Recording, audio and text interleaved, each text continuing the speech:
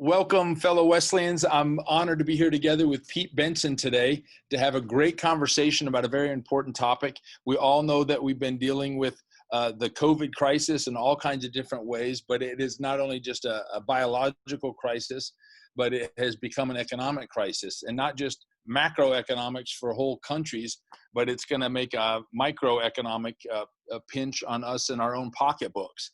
And so the reason I'm so glad to be here with Pete, because Pete has this vast experience in financial management, and he's also been a pastor for many years and a church planner and a long-standing, wonderful Wesleyan. He's on the board of Southern Wesleyan University and Kingswood University. He's helped the church in a myriad different ways with all kinds of his expertise. But right now, in particular, we just want to be able to capitalize on his knowledge to help all of us as clergy, as families, as churches, think about what do we need to do with our personal finances in the face of this kind of not just biological crisis, but economic crisis. And so it's going to be a real great chance for us to talk together. Now, Pete, you've had not only experience in ministry and in finances, but on occasion you've been on television, I've seen. Is that fair to say? Well, that's true, Russ. Been on Fox Business, interviewed quite a few times, CNBC. We also have a weekly show, Beacon Retirement Strategies, every week in the greater Nashville area. And then we have a radio show that airs twice a weekend on Saturday and twice on Sunday. So quite a bit of media exposure, and happy to have any opportunity to hear, whether it's one person or many people, share any ideas that I might have to help them with their wealth and just being a good steward. Well, that's fantastic, because I just wanted everybody to know this. I didn't just ask Pete to be here just because he's my friend. The Wall Street Journal, Yahoo Finance, Reuters, Forbes, they all think he knows what he's talking about too, because they've featured him in different spaces and different places. So we're really grateful for you to be able to take the time to do this and to share with us. And I know from what I've learned from you in the years past and the resources that you've produced for us that we'll mention at the end as well. What I appreciate is the wisdom, the Christian biblical emphasis, and the practicality of what you have to share. But you got to tell us, given who is probably going to be watching this video, so how did you go from church planner to financial management person? I know it's crazy story, and who would have ever guessed it? Ever look back on your life and wonder, how did I get here? So my wife and I were married very, very young, and we had to learn very quickly how to deal with financial principles. And we had no training, no upbringing, no education in that matter, other than the school of hard knocks, and just trying to figure it out as teenagers, how to be parents and to manage a household. And so we were desperate. Jim Rohn has said, formal education can make you a living, but self-education can make you a fortune. Well, shoot, I didn't want to make a fortune. I just wanted to survive.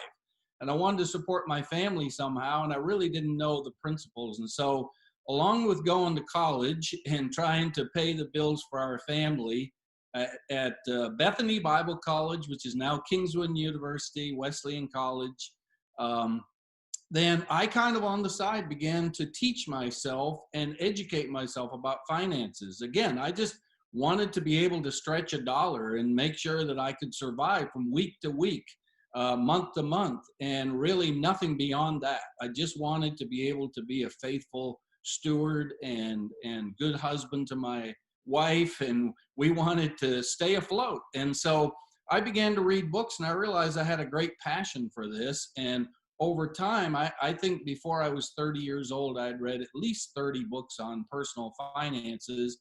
And as I began to get more and more into it, it just became such a great love, and it was just kind of a hobby on the side. Then I took my graduate work, Eastern Nazarene College, and graduated in 1988. And there I was introduced to a guy who taught financial counseling. And I really began to think, well, maybe this is really the direction that God has for my life. And I began to research what that would mean to be a financial advisor. And I loved being a pastor, but I really felt like there was a new calling on my life because I had learned so much, and I began to get opportunities to help a lot of people just on the side because of my interest in it. And one thing led to another, and about 20 years into our marriage and planting a couple of churches. And of course, I picked areas where there wasn't a whole lot of extra money to work with. And so I just really needed to know everything right about finances. And it was just to keep the Benson family afloat at that time.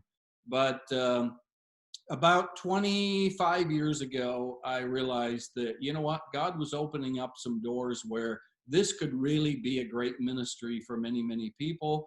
And so in Nashville, Tennessee, greater Nashville, Franklin, Tennessee, I began to open up my business, and Beacon Capital Management LLC is the name of our company, and we've just been richly blessed. But really, that's been has given us a forum and an opportunity, because we have been greatly blessed through that business to now help a lot of other people unrelated to just building up our business, if you know what I mean, like this, helping Wesleyan pastors and other people.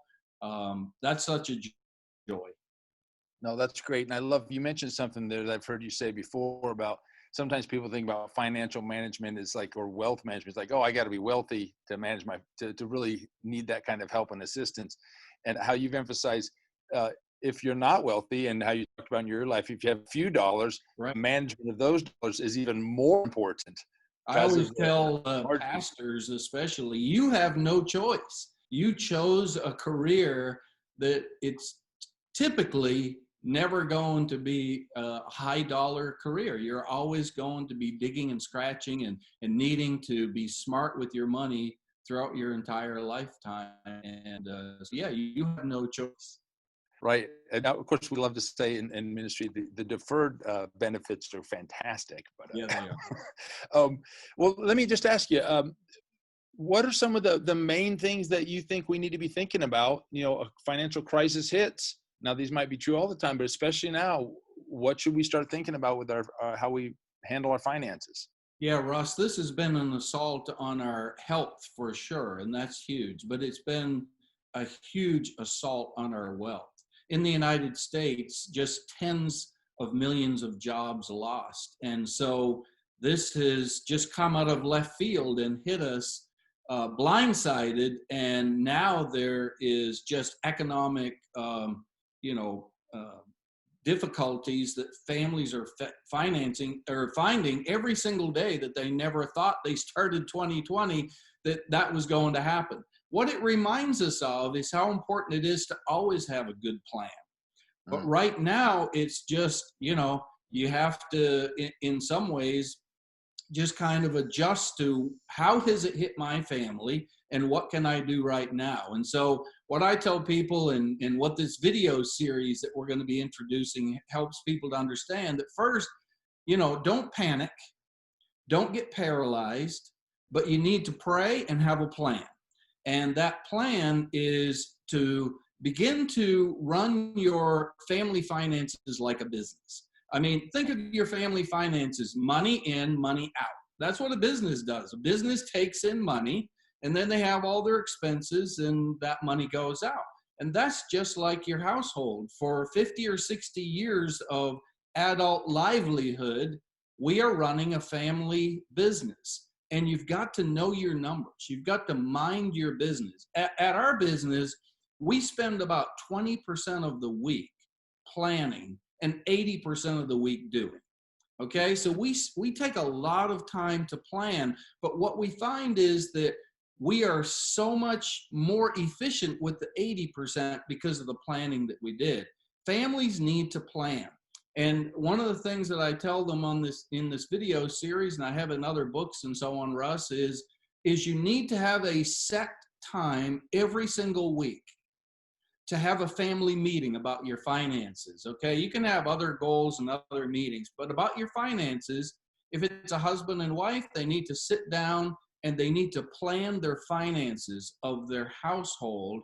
And if they would do that, it's amazing how much more efficient and how their dollars would stretch, because they're paying attention to the dollars and cents. So treat your family finances like a business is huge right now, especially because you never know when a job is going to be lost, revenue is going to be down. So a lot of people have lost their jobs, but still others, they're still hanging on to their job, but they're being paid less.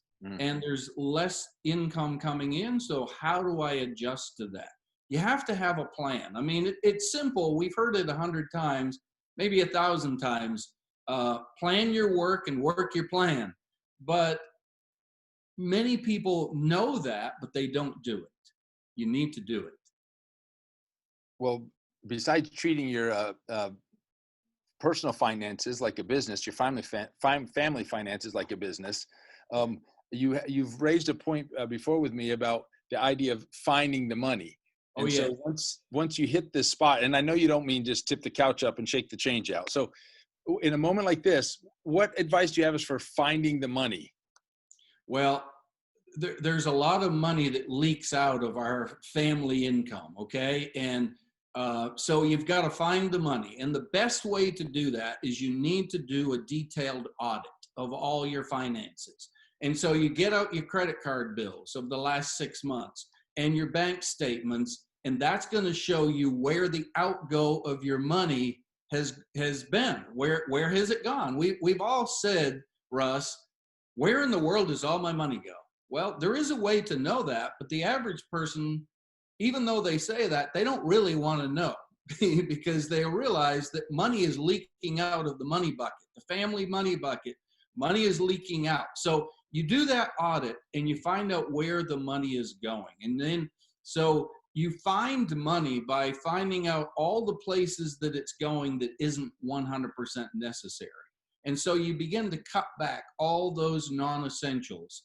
You know, we all enjoy a treat every now and then, but you know, $5 and $6 and $10 coffee every day, and then eating out so much of the time. And then, you know, one cable station isn't enough. We need to be able to have Hulu and Amazon Prime and Netflix. And it seems so, you know, innocent. It's $5.95, it's $10, it's $4, and what? And then it adds up, and pretty soon you realize how much money you're spending. And then the apps on our phone.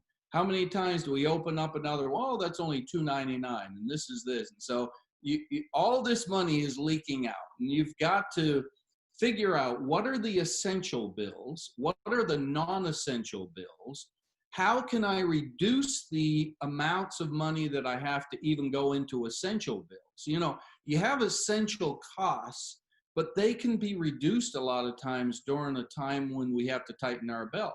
And then when you look at the non-essential costs that are going out, and then, you know, things like food, learn to be able to shop at the less expensive stores. I remember when my wife and I were in college, it was like, you know, 100 different ways that you can make tomato soup and cheese sandwiches have a little bit different flavor, you know, and it's, and you know, it was a joke that how many cans of tomato soup can we get for $1 back then? And how many different ways can we stretch that? And this is real life stuff.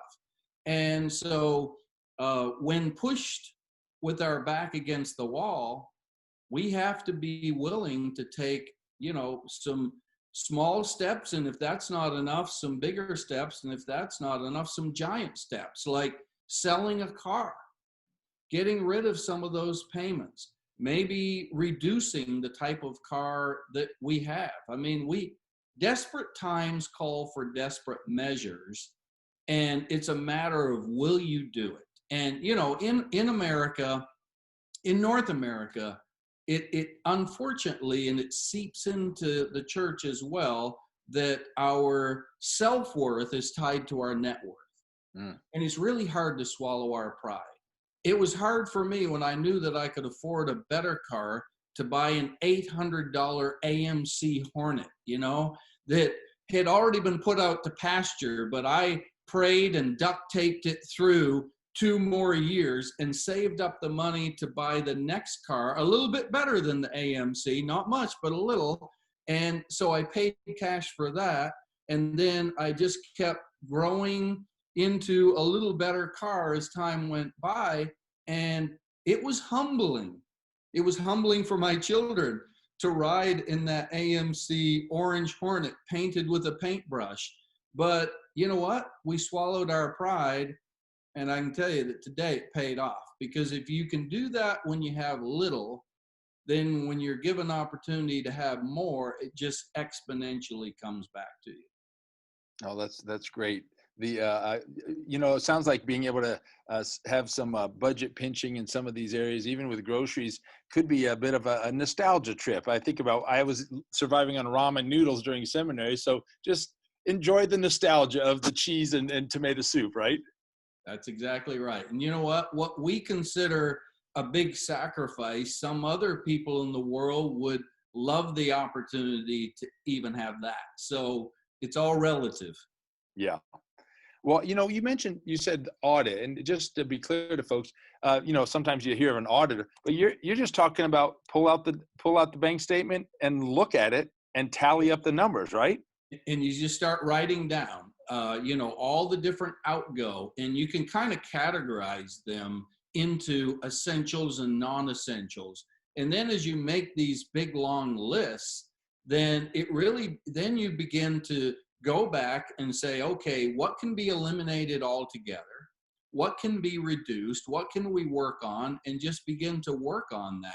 And then you need to track your expenses every single day, every week. And in your family meeting, you come back and you say, okay, here's where our money is going. Are there even more necessary drastic steps that we need to take, or is this enough right now?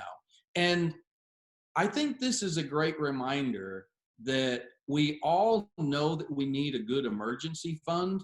But, when everything's going well, it's like, oh, well, it won't hurt if I buy this over here. I need to upgrade my computer. I need to do this. And all of a sudden that emergency fund got depleted from things that weren't really emergencies. And now we're up against it. You always need a great emergency fund. Cash is king in a time like this. And you never know, if this isn't a great reminder to us that we never know when a tsunami of trouble is going to come our way. Who would have ever dreamed when we celebrated January 1st, 2020, that we would be dealing with this? Right. Well, you hear sometimes people say, don't let a crisis go to waste. And I know, and again, we're going to mention the free video resources that Pete's providing for us, just to put out to the church and the families and to yourselves, that talk about a lot of these different steps. But I know you talk about not only finding the money, but tracking the expenses. And then these principles about during a crisis, we have to do these, but these crises sometimes remind us to do what we should do for the rest of our lives anyways, going forward. And you talk about tracking expenses. What are some of the ways you just track daily expenses? I mean, how do you see people doing that? How do you suggest people keep a track of where the money's going once they've discovered where it's been going? Well, the millennials are probably like an app called Wally. So look that up. There's a good little app out there. There's Mint, M-I-N-T money. There's plenty of apps. Those are some of the top ones. Some people use QuickBooks or Excel. I'll tell you what, I'm old school guy, and I didn't grow up with all those things. And so for me, it was a little notebook, that's maybe like 4 inches by 2 inches, and it's spiral, and I could fit right in my pocket. And every day my wife and I would carry this around. She'd have one, I'd have one. And we'd have the days of the month, 1 through Thursday, 30 written on there. And every day that we spent money of any kind, we had to write it down. Then at the end of the week, we'd bring those little notebooks. We'd have our family meeting, and we'd sit down, we'd tally up and find out where the money was going. And we did that for year after year after year. And so you can get fancy. The key is to do it. This is work.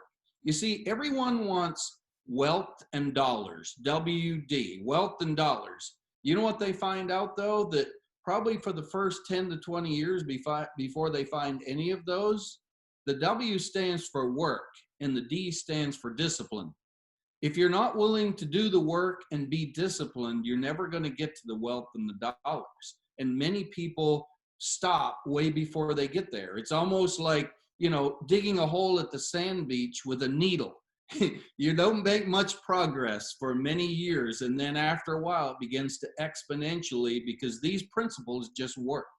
But this is work. And I mean, we all want shortcuts. We want the silver bullet. Pete, just give me the quick version, like the 3-day version of how to get out of debt and be financially free. There's not a 3-day, there's not a 3-year. There might be a 3-decade, it takes a lot of time and takes a lot of work. Well, no, that's super helpful. And I know that those simple ways, from keeping receipts and logging in a little notebook to the apps you mentioned, there's many ways to do it this day and age. But I really appreciate how you've talked about making that, set that time aside a week, attach it to something you're going to be doing every week anyways, and just take the time to check that out. I've heard people even, going to the point of thinking like, I wonder on how little we could live, and they just start exploring and realizing where they can cut and how the kind of stewardship they can have on less and less and less. Sometimes that helps you out of a crisis, but it eventually turns into being able to be generous too, when you're able to save that much money for the long haul, like you're talking about. And Russ, most financial experts will tell you that if you just do that tracking, you can find 20% more money just by that one thing alone. And in these videos that I've prepared, there's a long list of ways that you can find the money. And the money is there for most people. And if it isn't, then we've also given you some ideas on what you can do to increase income. If you can't decrease outgo any more than it is, then you have to increase income somehow. And you know what? Even in desperate times, even when jobs are being cut, there are opportunities out there. No, I really appreciate that, how you address that in the videos on both sides of the coin, the outflow and the income, even in times of crisis. And I know you talk about engaging in some kind of accountability. We joked about having a budget buddy or something. Maybe it's with a spouse if you're married. So what do you have to tell us about how we can help ourselves follow through and track those expenses and save that 20%? Yeah, I mean, most of us are just not disciplined enough. If you're not going to go to the place where you will find somebody to make you accountable, you're probably just wasting your time. Seriously, I hate to say that, but it just is a fact. We, whether it's our health, our wealth, or whatever it is, eating, exercise, going to the gym, with our money, we need accountability. I need it. I'm 61 years old and I need accountability to keep me going. I've always been involved in athletics, but about 1.5 years ago, I started to get into running. And I started running some races and 5Ks and 10s and half marathons and so on. And so as soon as I get finished one, then I tell my son and a bunch of the people at work, okay, so 6 weeks from now, there's such and such a race, and I'm going to prepare to do that. And I need you to remind me every day or quite often during the week, Pete, did you do your run today? And I'm telling you what, they keep my feet to the fire. And for the last 1.5 years, it's been amazing what I think I've actually been able to do. But it's all because of accountability. It'd be so easy for me to not wake up in the morning and go for a run. It would be so much easier to sleep in just a little bit longer and, maybe I'll go tomorrow or a couple days from now. But that accountability, I don't want to walk into work. And I got great people that work for me, but I'm telling you what, they took this serious. And they keep my feet to the fire, but that's what you need. Somebody who loves you, but somebody who loves you enough that they actually will keep your feet to the fire. So find somebody. Typically, if you're married and it's a husband and wife, that's not the accountability partner. Now, it's good that you do it together because if one gets a little off track, they can keep each other going. You need an additional accountability partner or somebody that can really help you with this.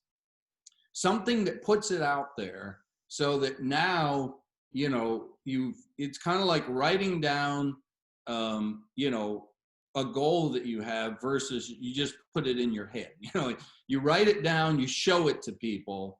Okay, now I've got to be serious. So you just got to have accountability. And listen, when it comes to finances, you know, we all think we can do it on our own. And some people need to have a financial advisor. They need to have a coach, somebody to just help them along that can guide them and direct them and give them the tools to work with. So for some, it's that. For others, it's just simply somebody in their life that loves them, but loves them with the kind of love that wants them to win and to improve and to get better. Oh, that's just fantastic, encouraging stuff, and the possibilities with the accountability. I love, you know, family finances, treat it like a business. You can find that money, track the daily expenses. I was amazed to hear that people on average just doing that alone find 20% savings. You have so many more helpful tips and other kind of information to help people through this. If you would just look down in the description below this video, you'll be able to see links to the other videos that Pete has provided for us. And you should know, Pete is just doing this out of his love for the church and love for you and the goodness of his heart. This is all free stuff. He doesn't want anybody as a client or anything. He's got too many clients already. So he's really just trying to help us all out with some of his wisdom and what he's learned over the years.